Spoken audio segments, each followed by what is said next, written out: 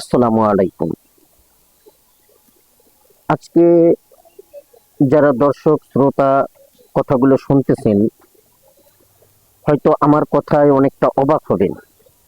তবে কথাগুলো নিতান্তই দুঃখের সহিত বলতে হচ্ছে, বেদনা ভরা মন নিয়ে বলতে হচ্ছে। কারণ এমনটি হবে হয়তো ভাবিনি, কিন্তু হওয়াটাই স্বাভাবিক।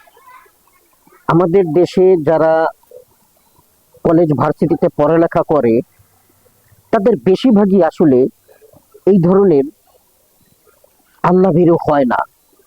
আল্লাহ রাসূল থেকে তারা ধীরে ধীরে দূরে সরে যাচ্ছে। আমি প্রথমেই আপনাদেরকে একটি উত্তেজিত বক্তব্য শোনার জন্য আহ্বান করছি। আমরা কেউ খামচে ধরার রাজনীতিতে বিশ্বাস করি না। আমরা কেউ গালিগালাজের রাজনীতিতে বিশ্বাস করি না। তালব্যস্বরের পরে আকার দিয়ে, মা শব্দের পরে উকার দিয়ে, এগুলা কি শব্দ? এগুলা নেগেটিভ না পজিটিভ? এই শব্দ শোনার জন্য আমরা বাংলাদেশ তৈরি করেছি। যে বাংলাদেশের বাংলা ভাষার জন্য বাংলাদেশের নাগরিকেরা স্বাধীন রাষ্ট্র নাই, একটা পরাধীন দেশের মধ্যে ভাষার জন্য প্রাণ দিয়েছে। কারণ সারা জীবন আমি ছেলে মেয়েদেরকে গিয়ে উচ্চারণ শেখানোর চেষ্টা করেছি, ভাষা শেখানোর চেষ্টা করেছি, তর্ক শেখানোর চেষ্টা করেছি। আমি নিজে খারাপ লোক হতে পারি, কিন্তু একটা খারাপ মানুষ, একটা অন্যায়কারী মানুষও জীবনে দু একটা ভালো কাজ করে। আমি হতে পারি আমি ভালো না। বাংলা ভাষার জন্য যে জাতি প্রাণ দিয়েছে, যে জাতি একটা পতাকার জন্য, একটা একটা স্বাধীনতার জন্য, নিজের ভোট দেওয়ার জন্য প্রাণ দিয়েছে, সেই জাতি এই ভাষায় কথা বলবে, আমি এটা মানবো না। করেন ট্যাগ, বলেন আমি দোষর, ঝুলান আমাকে ফাঁসিতে, কিন্তু আমি তার বাপের বয়সে আমাকে গালি দিতে পারবে? এটা কোন বাংলাদেশ? আমি হতে পারি সবচেয়ে খারাপ মানুষ, নিয়ে যান আমাকে ধরে, কিন্তু আপনি আমাকে গালি দিতে পারেন না। গালি দেওয়ার অধিকার কেউ দেয় নাই। যে সংবিধান বদলাচ্ছেন, সেই সংবিধান কাকে গালি দেওয়ার অধিকার দেয় নাই। জি, ওনার কথাগুলো শুনে আপনাদের মনে হচ্ছে যে ওনার মতন একজন লোক হঠাৎ করে এই ধরনের উত্তেজিত কেন হলেন। আমি মনে করি তার এই উত্তেজিত হওয়াটা স্বাভাবিক। মনের ভিতরে তার যে একটা বেদনা আছে, এই দেশের জন্য ওনারও একটা প্রেম আছে, ভালোবাসা আছে। সেই ভালোবাসা থেকে যখন উনি কিছু নিগৃহীত হয়েছেন, সেই নিগৃহীত হওয়ার পরে মানুষ যে যাই বলেছে না, কিংবা তাকে যে তার ছবিতে জুতার মালা পরিয়েছেন, এই সবই হয়তো উনি সহ্য করে গেছেন। কিন্তু সহ্য করতে পারেননি যখন তাকে গালিগালাজ করা হয়েছে। এই গালিগালাজের জন্য উনি অত্যন্ত ব্যথিত হয়েছেন। ওনার কথার মূল, এই যে উত্তেজিত হয়েছেন, ওনার কথার মূল মোরাল অফ দ্য হিস্টোরিটা যদি দেখেন, অর্থাৎ সারমর্মটা যদি খেয়াল করেন, তাহলে দেখবেন যে উনি খুবই ব্যথিত হয়েছেন গালাগালি নিয়ে। ওনার একটাই কথা যে গালাগালি কেন করতে হবে? যদি ওনার কোনো দোষ থাকে, ওনাকে শাস্তি দিন, প্রয়োজনে জেলে ভরে দিন, শাস্তি ব্যবস্থা করুন, কিন্তু গালাগালি কেন করবেন? তার এই মতের সাথে আমি পুরোপুরি একমত। এই একটা জিনিস আমারও খুব অপছন্দনীয়। হয়তো আপনি মারামারি করতেছেন, বা আমার সাথে মারামারি করুন, আমি মারামারি করব, কোনো সমস্যা নেই। আপনি জেল জরিমানা দিতেছেন, আমিও পাল্টা যদি পারি আপনার নামে কেস করব, সেটা খণ্ডানোর চেষ্টা করব। কিংবা আমি বসে আলোচনা করে একটা সমস্যার সমাধান করতে পারি। কিন্তু যখনই আপনি কোনো কিছু পারতেছেন না, তখনই একটা গালিগালাজ করতেছেন, এটা কোনো ভদ্র সমাজের পরিচয় না। এটা কোনো শিক্ষার পরিচয় বহন করে না। এই শিক্ষা বলতে আমি অতিরিক্ত কলেজের লেখাপড়া শিক্ষা, এই শিক্ষাকে বলছি না। ঘরে পিতামাতাও যে শিক্ষাটা দেয়, এটা বই পুস্তকের শিক্ষার কথা বলতেছি না। পিতামাতাও যে শিক্ষা দেয় ভালো হবার জন্য, পৃথিবীতে মানুষ হবার জন্য, মানুষের কাছে মানুষ হবার জন্য যে শিক্ষাটা দিয়ে থাকে, সেই শিক্ষাটাও যদি একজন মানুষ প্রকৃতভাবে অর্জন করে, তবে এই ধরনের গালিগালাজ করতে পারে না। এই ধরনের গালিগালাজ সাধারণত নিম্ন শ্রেণীর লোকেরা করে থাকে। আর এই নিম্ন শ্রেণীর লোকেরা শিক্ষিতও হতে পারে, অশিক্ষিতও হতে পারে। আপনি যদি রাস্তায় নামেন, যে কোনো জায়গায় একটা সবজি কিনতে গেলেন, যদি তার সাথে কোনো প্রকারের কথা বেঁধে যায়, দেখবেন এট ফার্স্ট আপনাকে সে কাঁচা ভাষায় গালি দিয়ে আপনাকে পরাস্ত করার চেষ্টা করবে, কারণ সে আপনার সাথে তর্কে পারতেছে না, আপনাকে যুক্তি দিয়ে বুঝাতে পারতেছে না, সেই জন্য সে আপনাকে গালি দিয়ে পরাস্ত করার চেষ্টা করতেছে। ঠিক তেমনি ভাবে ওই রিক্সাওয়ালা বলেন, কিংবা একজন ড্রাইভার বলেন, কিংবা শিক্ষিত সমাজের উকিল, জজ, ব্যারিস্টার যাই বলেন না কেন, এরাও যখন দেখবেন আপনার সাথে কথায় যুক্তিতে পারতেছে না, তখন আপনাকে গালিগালাজ দিয়ে পরাস্ত করার চেষ্টা করতেছে। এই জন্য তুষার ভাইয়ের এই কথাটির সাথে আমি পুরোপুরি একমত যে গালি দেওয়াটা কোনোভাবেই সমীচীন নয়, গালি কখনোই দেওয়া উচিত নয়। আপনার যদি কিছু বলার থাকে আপনি বলতে পারেন, অ্যাকশনে যাবার ইচ্ছা থাকলে অ্যাকশনে যেতে পারেন, আমার ভুল থাকলে আপনি সেটার ব্যবস্থা নিতে পারেন, বাট গালিগালাজ করা কোনোভাবেই সমীচীন নয়। যার ফলশ্রুতিতে একটি ভিডিওতে দেখলাম শিল্পী সালমা কাফনের পোশাক পরে ফেলেছে। সৃষ্টিকর্তার ওই অবধি আমি যাব, কিন্তু যাওয়ার আগে আমি কিছু বিশ্লেষণ করতে চাই। একটা বাউলের এই ধরনের আচরণ আমি তো একদমই মানি না। কেন মানি না? কারণ দেখেন, আমাদের ইংলিশেও কিছু কথা আছে যে স্লিপ অফ টাং, কথা বলতে বলতে আমরা মাঝে মাঝে মিস্টেক করে ফেলি। কিন্তু ওনার ভিডিওটা দেখার পরে আমার একবারও মনে হয়নি যে this is slip of tongue বা সে ভুলভাল উল্টাপাল্টা কিছু বলে ফেলেছে। আমি বুঝেছি উনি নির্দ্বিধায় ব্যাপারটাকে খুবই একটা মনে হচ্ছিল যেন উনি কৌতুক করছেন। আসলে কি এটা কৌতুক করার বিষয়? তার কিছু বক্তব্যে এই বাউলদের সম্বন্ধে আর কি, এখন যে আবুল সরকারকে, যে বাউল আবুল সরকারকে যে তার ধৃষ্টতার কারণে তাকে আদালতে নেওয়া হয়েছে এবং তার বিচার কার্যের জন্য সারা বাংলাদেশ চেয়ে আছে, তার পরিপ্রেক্ষিতে সালমা কিছু কথা বলেছেন। খুবই ভদ্রতার সহিত, নম্রতার সহিত সে কথাগুলো বলেছে। তিনি বলেছেন, একটি শব্দের উচ্চারণ করেছেন স্লিপ অফ টাং, অর্থাৎ বাউল সরকার যে কথাগুলো বলেছে এটা আসলে স্লিপ অফ টাং নয়। স্লিপ অফ টাং কথাটির অর্থ হচ্ছে পিছলিয়ে যাওয়া বা গালিগালাজ করা, এটা বোঝা যায়, এবং পিছলিয়ে যাওয়া অর্থাৎ ভুলবশত অনেক কথা বের হয়ে যাওয়া, এটাকেও বোঝায়। কিন্তু এখানে বাউল আবুল সরকার যা বলেছে তা মোটেও পিছলিয়ে যায়নি, কিংবা অহেতুক ভাবেও তিনি বলেননি। তিনি এটা চর্চা বারবার করেছেন। উনি বারবার আল্লাহকে নিয়ে গালিগালাজ করেছেন, রাসূলকে নিয়ে গালিগালাজ করেছেন, এবং এই সমস্ত কথাগুলো আমার আসলে বলতে, আল্লাহ সম্পর্কে এই ধরনের কথাগুলো বলতে আমার মুখে বাধে, তাই আমি বলতে পারতেছি না। আমি সুন্দর আক্ষরিক অর্থেই বলতেছি। এবং সালমা যে কথাগুলো বলেছে যে এটাকে কোনোভাবেই বরদাস্ত করা যায় না, এটা কোনোভাবেই ক্ষমার অযোগ্য, তার এই কথাগুলোকে একসেপ্ট করার মতো নয়। ঠিক তেমনি ভাবে বাংলাদেশের অনেক জ্ঞানী গুণী ব্যক্তিগণ বিভিন্নভাবে বিভিন্ন বক্তব্য দিচ্ছেন। তেমনি ভাবে চলচ্চিত্রকার, একজন চলচ্চিত্র পরিচালক অনন্য মামুন, তিনিও কিছু কথা বলেছেন। শিল্পী, ফকির, বাউল কোনো কিছুর দোহাই দিয়ে ওনাকে ছাড় দেওয়া ঠিক হবে না। দেশীয় আইনে ওনার সঠিক বিচার হওয়া উচিত। যে ভাষায় উনি আল্লাহকে নিয়ে কটূক্তি করেছেন সেটার প্রাপ্য সাজা যদি উনি না পায়, তাহলে এরকম ঘটনা বারবার ঘটতে থাকবে। শিল্পীর দোহাই দিয়ে আপনি কারো ধর্মীয় অনুভূতিতে আঘাত করতে পারেন না। ওনার ভিডিওটা দেখলাম, ওনার কটূক্তির ভাষা চরম বাজে লেভেলের, ওনার পাশে দাঁড়ানোর কোনো প্রশ্নই আসে না। অনন্য মামুন, চলচ্চিত্র পরিচালক ও চিত্রনাট্যকার। অর্থাৎ তার কথারও সারমর্ম হচ্ছে এই বাউল আবুল সরকারের কোনোভাবেই সাপোর্ট করা যায় না।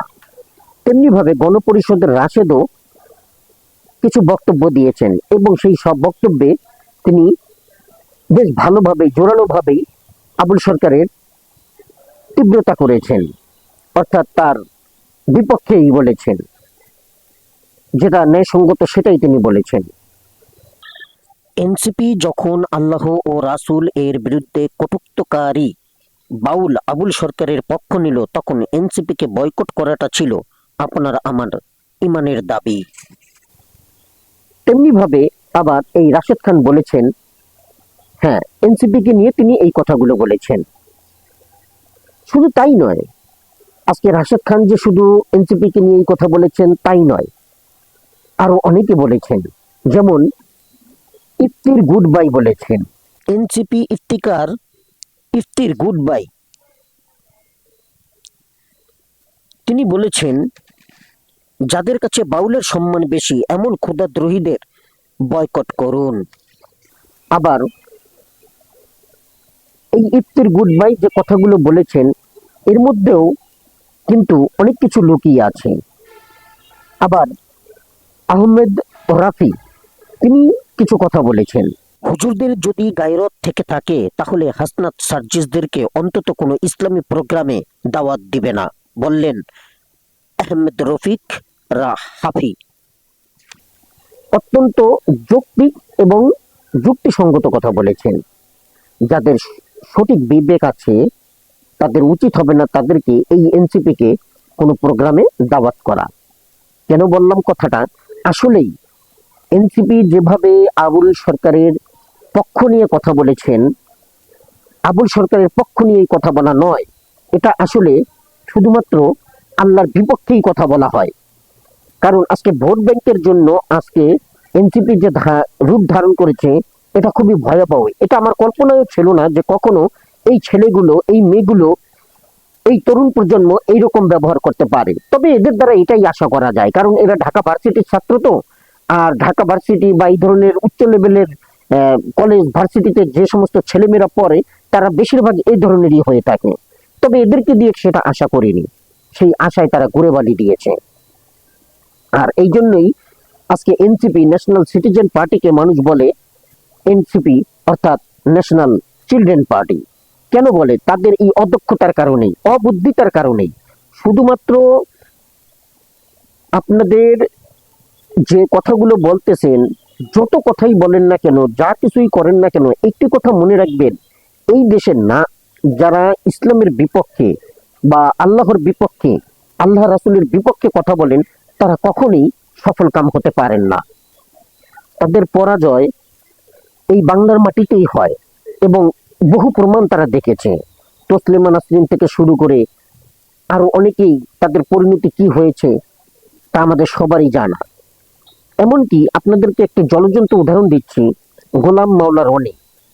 তিনি ফ্যাসিস্ট শেখ হাসিনার আমলে যখন কন্টেন্টগুলো তৈরি করে ছাড়তেন, তার কথাগুলো এত অলংকার পূর্ণ ছিল যে তার কথাগুলো শোনার মতন এবং শুনলে খুব শুনতে ইচ্ছে করত এবং খুবই তাৎপর্যপূর্ণ, অর্থবহ কথাবার্তা তিনি বলতেন, যার ফলশ্রুতিতে তার ভিডিওগুলো, তার কন্টেন্টগুলো সবাই দেখার জন্য হুমড়ি হয়ে পড়ত এবং তিনি প্রচুর সাবস্ক্রাইবার অর্জন করেছিলেন।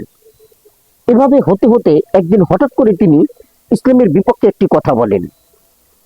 যেদিন বলেছেন ঠিক সেই দিনই তার সাবস্ক্রাইবার এতটা নিচে নেমে গেছে যে উনি শেষ পর্যন্ত সেই কন্টেন্ট তৈরি করা ছাড়তে বাধ্য হয়েছিলেন। তিনি এটাও বলেছিলেন যে মানুষকে কি বলল তাতে আমার কিছু যায় আসে না, কিন্তু তিনি যেটা সত্য সেটাই বলবেন। অর্থাৎ তিনি তার নীতিতে অটলই আছেন, ওই ধরনের কথা তিনি চলমান রাখবেন।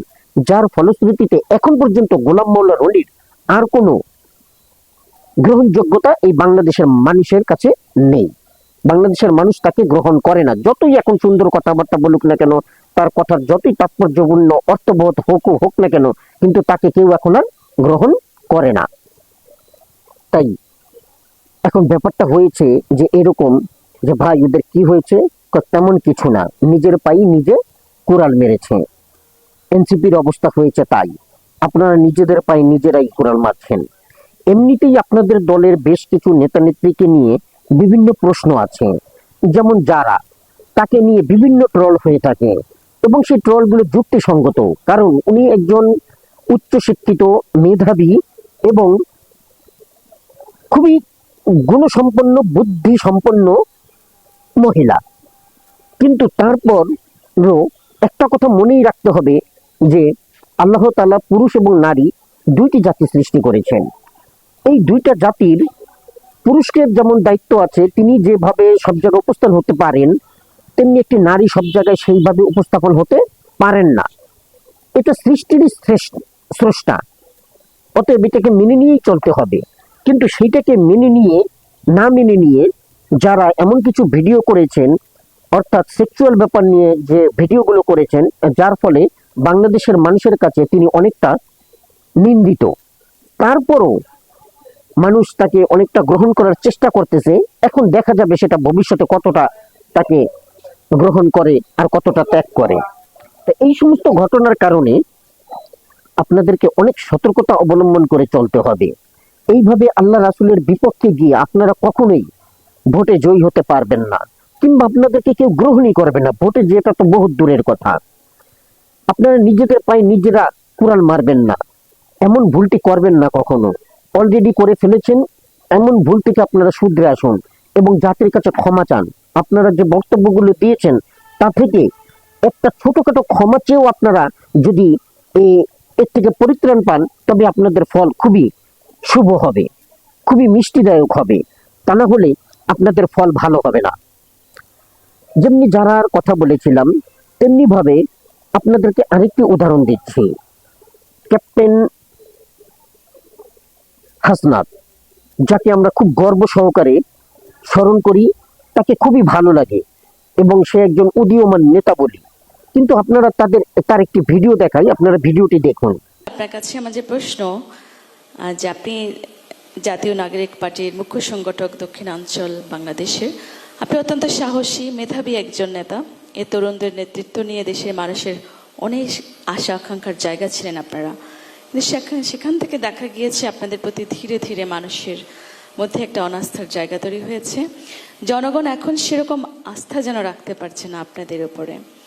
অনেকে বলে থাকেন পুরনো রাজনীতির ধারা থেকে ঠিক বের হয়ে নতুনত্ব দেখাতে পারেননি, আপনারা অনেকটাই ব্যর্থ হয়েছেন।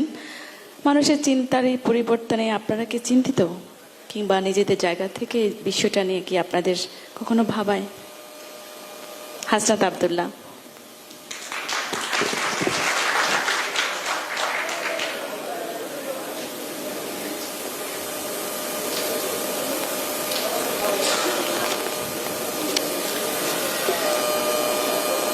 তারুণ্যের রাষ্ট্রচিন্তার তৃতীয় সংলাপে জনাব আমাদের সবার শ্রদ্ধেয়, আমরা যাকে পছন্দ করি এবং ঐক্যমত্য কমিশনে যার ক্ষুরধার যুক্তি, তথ্য উপাত্ত, এবং বিশেষ করে আমি যে বিষয়টা লক্ষ্য করি, উনি যখন ঐক্যমত্য কমিশনে ঢুকেন, উনি 3 ব্যাগ বই নিয়ে ঢুকেন। মানে উনি ঢুকেন 1 ব্যাগ আর ওনার পাশে 2 ব্যাগ বই নিয়ে অন্যরা যান। তো এই বিষয়টা আমি পার্টিকুলারলি নোটিস করেছি বেশ কয়েকবার। তো জনাব সালাউদ্দিন আহমদ সহ অন্যান্য যারা উপস্থিত আছেন, আমার বক্তব্যের মধ্যেও নাম আসবে সবাইকে শুভেচ্ছা জানাচ্ছি। আজকে তারুণ্যের সংলাপে আমাকে যে প্রশ্নটা করা হয়েছে, এই প্রশ্নের একটা প্রিসাপোজিশন আছে অলরেডি। যেমন এখানে বলা হয়েছে যে মানুষের যে আশা আকাঙ্ক্ষা ছিল, তার মানে এটা শেষ হয়ে গিয়েছে। তারপরের প্রশ্নটা হচ্ছে, এখানে বলা হয়েছে যে আস্থা ধরে রাখতে পারছেন না, তার মানে এটা কনক্লুশনে পৌঁছাই গেছে অলরেডি। তারপরে হচ্ছে অনেকটা ব্যর্থ হয়েছে। তো অনেকগুলো প্রিসাপোজিশন থেকে আজকের বক্তব্যটা হচ্ছে, প্রশ্নটা করা হয়েছে। আমি ইন্ডিভিজুয়ালি প্রত্যেকটা বিষয় কম্প্রিহেন্সিভ ভাবে আমি অ্যাড্রেস করব। 1 নম্বর বিষয়, আমরা যখন এই গভর্নমেন্ট, হ্যাঁ দেখেছেন এখানে উনি যে একটি বক্তব্য দিতে এসেছেন, প্রথমে হয়তো ভূমিকার জন্য কিছু কথা বলেছেন, তারপরে সামনের সারিতে যারা বসেছেন তাদেরকে উল্লেখ করে এবং পাশে যারা গণ্যমান্য ব্যক্তি আছে তাদেরকে উল্লেখ করে সালাম দিয়ে এবং বক্তৃতার শুরুতেই বিসমিল্লাহির রহমানির রহিম বলে তার বক্তব্য শুরু করতে পারতেন। কিন্তু না, ওনার বক্তব্যের শুরুতে কোথাও বিসমিল্লাহ তো নেই, আল্লাহর নামও নেই, কোনো রাসূলের নামও নেই। অর্থাৎ ওনারা এগুলোর থেকে খুবই দূরে। তো আপনারা তো মুসলমান, আপনারা আল্লাহর নাম স্মরণ করতে তো ভয় পান কেন? রাসূলের নাম স্মরণ করতে আপনাদের এত দ্বিধা কেন? এইগুলো থেকে আপনারা দূরে সরে আসেন। মানুষের কাছাকাছি আসতে হলে, মানুষের অন্তরে ঢুকতে হলে আপনাদেরকে ইসলাম বিরোধী হলে চলবে না। ইসলাম বিরোধীদের কোনো ঠাঁই এই বাংলাদেশে নাই। তাই আবারও বলছি, আপনারা নিজেদেরকে শুধরান। আপনাদের যে সকল নীতি নিয়ে আপনারা চলতেছেন সবগুলো নীতিকে আমি প্রায় বেশিরভাগ নীতিকে আমি সমর্থন করি। এই ধরনের নীতি নিয়ে চললে এবার হয়তো আপনারা নির্বাচনে জয়ী নাও হতে পারেন, কিন্তু এই নীতিতে অটল থেকে আপনাদের রাজনীতি যদি চলমান রাখেন, তবে ভবিষ্যতে আপনারা, আমি মনে করি যে একটি উজ্জ্বল নক্ষত্রের মতন রাজনীতিবিদ হবেন। আপনাদের দলটি একটি উজ্জ্বল নক্ষত্রের মতন রাজনীতি দল হবে, কিন্তু তা থেকে আপনারা পিছিয়ে যাবেন শুধুমাত্র আপনাদের এই সমস্ত কার্যকলাপের জন্য। এখন আপনাদেরকে আমি আরো একটি ভিডিও দেখাই, যেখানে এবি পার্টির মুজিবুর রহমান মঞ্জু চেয়ারম্যান তিনি কিছু কথা বলেছেন। যার যেখানে ইন্টারেস্ট, ধরেন যে একজন বাউলকে মারতেছে, সে মনে করতেছে ও তো নাস্তিক বা ও তো ধর্মচ্যুত, বা ধর্মচ্যুত হয়েছে আপনার অসুবিধা, আপনি যে ধর্মের মধ্যে আছেন তার প্রমাণ কি, তাই না? আমি ধরেন 5 ওয়াক্ত নামাজ পড়তেছি, আমার নামাজে আল্লাহর কাছে কবুল হচ্ছে, আমি কি সে তো গ্যারান্টি দিতে পারবো? আমি কি বলতে পারবো যে আমি আমার কাছে স্যাটিসফাইড হব? ওই লোক যেটা যে করছে, সে হয়তো গান গেয়ে বা সে হয়তো এক ধরনের ভাবের মধ্যে আছে।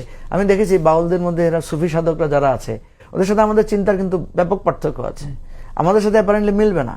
আমি নিজেও একটা সাক্ষী। আমি একটা অনুষ্ঠানে গিয়েছি, দেখলাম যে সেখানে গান গাইছে একজন বাউল বা একজন মরমী শিল্পী, এরকম সে বলছে মরণকালে ঢোলবাসি বাজাইও বন্ধুরে, দোয়া কালামের দরকার নাই। আমি তাকে বললাম যে আমি তো আপনার এই গানের সাথে একমত না, মরণকালে সে ঢোলবাসি বাজাবে কেন? মরণকালে দোয়া কালাম পড়বে, এটাই তো আমাদের দেশের সংস্কৃতি, এটাই তো ধর্মের নীতি।